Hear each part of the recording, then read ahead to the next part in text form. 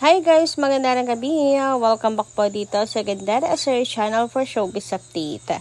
Ang tatalakayin nga natin ngayon at pag-uusapan mga kakimpaw ay pumapatungkol nga po dito sa posible pong maging ganap nila Kim and Paolo sa mga susunod na buwan. Mga kakipi, tulad na lamang po ng pagpapakilig sa atin pong mga kakipi sa Angeles at syempre ganun din po ang naging update ni Chinita Princess sa kanyang social media account na talagang agad pong pinag-usapan ng mga fans. Pero bago tayo magsimula, sa mga hindi pa nakaka-subscribe sa ating channel, pakiclick lang po tayo natin subscribe button at notification bell na nariyan po sa baba para maki-updated po kayo at pa-notify tuwing may bago tayong chika at balita hinggil sa Kimpaw. Maraming salamat! So, welcome back po agad sa ating channel Kakipi at tumako na tayo ngayon sa pagbabasa ng komento na ating mga subscribers bilang pasasalamat na walang sawang pag-support at pagtutok sa atin po mga balita. So, ang comment na napili natin for tonight ay mula po kay Miss Annalyn Hiccup. Sabi niya rito, "Good morning Gandara. Hintayin na lang natin ngayon si Kim ng ilang buwan. Tsaka kung buntis talaga siya. Ganyan din naman ang anak ko. Puson niya, mas malaki pa nga dyan kay Kim. Ay nako, hindi na matapos-tapos. August na tayo. Patahimikin naman natin kahit konti si Kim. Siyempre, happy na rin naman ako kung buntis. Kaso stop na muna tayo. Kim Pao forever." So, ayun na nga. Parang wala na rin thrill, no, mga kakimpawa. Parang habang tumatagal, nang tumatagal mga kakimpaw, parang dinidisrespect na rin po natin si Chinita Princess. Kakachika ng buntis siya mga kakimpaw, no? Parang di na rin natin nire-respeto ang privacy ni Kim Chiu. Kung ganon. Kaya yung iba nakikiusap, natigilan na muna ito. Antayin na lang. Hindi naman po yan maitatago, lalo pat napaka-active ni Kim. Napaka-active ni Kim sa kanyang career. Lagi po siya may ganap. So, mahirap po yung itago. Sa ngayon, respeto muna kay Chinita Princess na mga kakimpaw. Sarilinin na lamang muna ang mga hinala tungkol sa kanya at kanilang dalawa ni Paolo. Samantala, dumako naman po tayo ngayon dito sa naging journey nila Kim and Paolo since day 1, mga kakimpaw, or simula nung pangarapin ni Paolo Avellino na makatrabaho po si Kim. 'Di ba pagkalipat po niya ng ABS-CBN ay talagang si Kim na po yung sinabi niyang gusto niyang makatrabaho.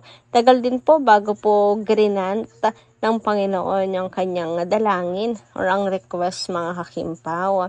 So mula nga po sa post ng Kimpaw Abroad Warriors Pinas, 2 hearts, 1 journey.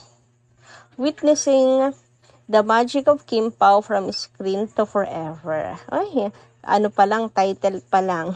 Nakakakilig na, mga kakimpaw. So, ito yung kwento, no, nila Kim and Paolo. To see you together is to realize that some paths are destined to cross, no matter how winded the road. Our hearts have been captive to your magic from the intense, betrayal-torn world of Linlang to the infectious, light-hearted romance of What's Wrong with Secretary Kim.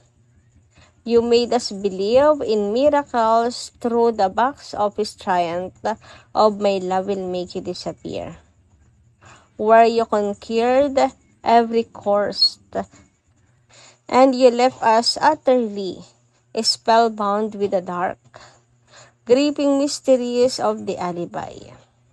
Whether you are setting global stages on fire with your love, Kimpaw World Tour 2026, or stepping into fresh horizons with Copino, your parallel passions have rewritten what it means to be a love team.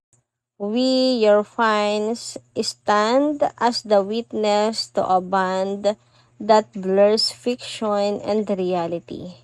A beautiful testament to patience, growth, and unconditional devotion. This original song is our love letter to your destiny. Thank you for letting us walk this long, breathtaking way with you. Ayan, napakaganda, no?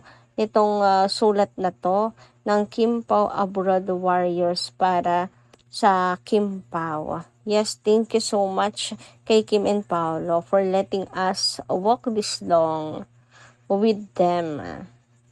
O, diba?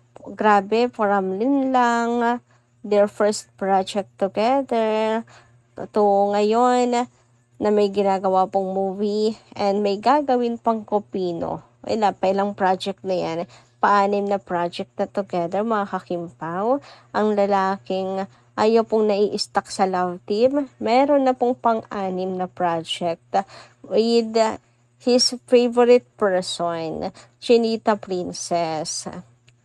And marami talaga silang sinusubukan, mga kakimpaw, mga characters. Para kahit po sila na-stuck sa love team, no, patuloy pa rin po ang growth nila together, mga kakimpaw. Andun yung pagcha-challenge pa rin po nila sa kanilang mga sarili na gumawa ng iba't ibang karakter. So, hindi po na-stuck sa isang genre na puro na lang drama.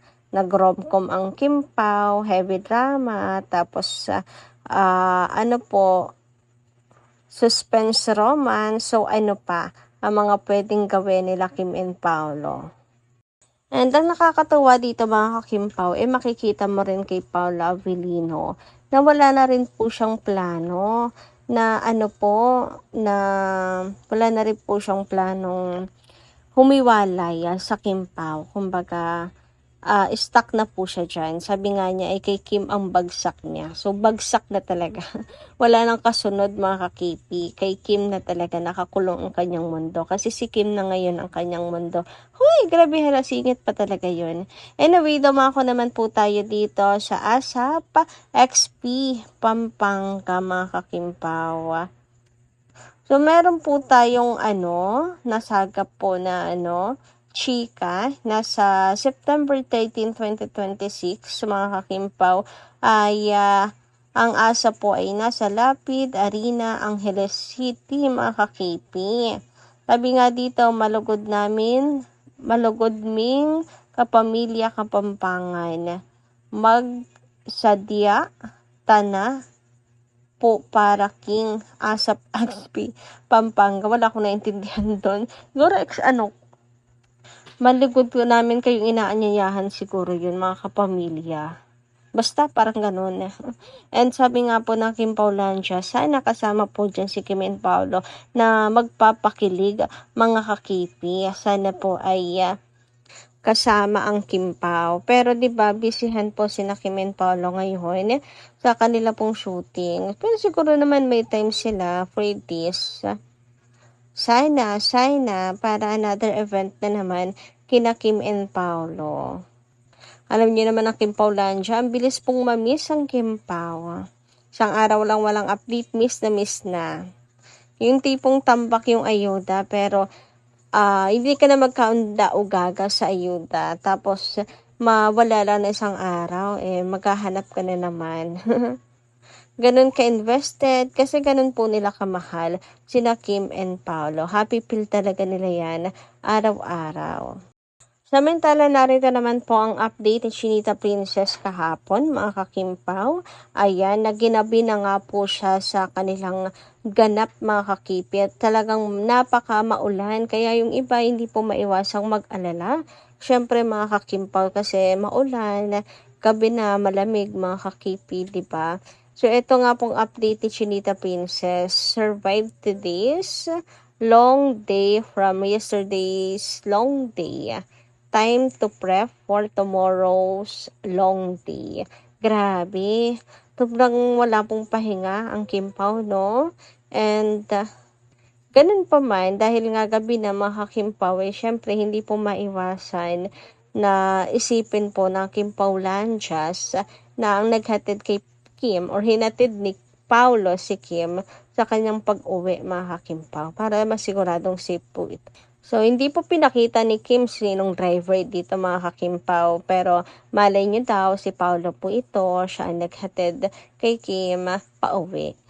Kasi sigurado naman daw po hindi hahayaan ni Paulo Avellino na may mangyaring masama kay Kim, lalo na ngayon na maulan. So kayo guys, ano inyo masisay tungkol dito? Comment down below lang pa. Dito lang muna ating update. Maraming salamat po sa inyong pakikinig. And kita kas po muli sa mga susunod natin chika. Maraming salamat at ingat po palagi.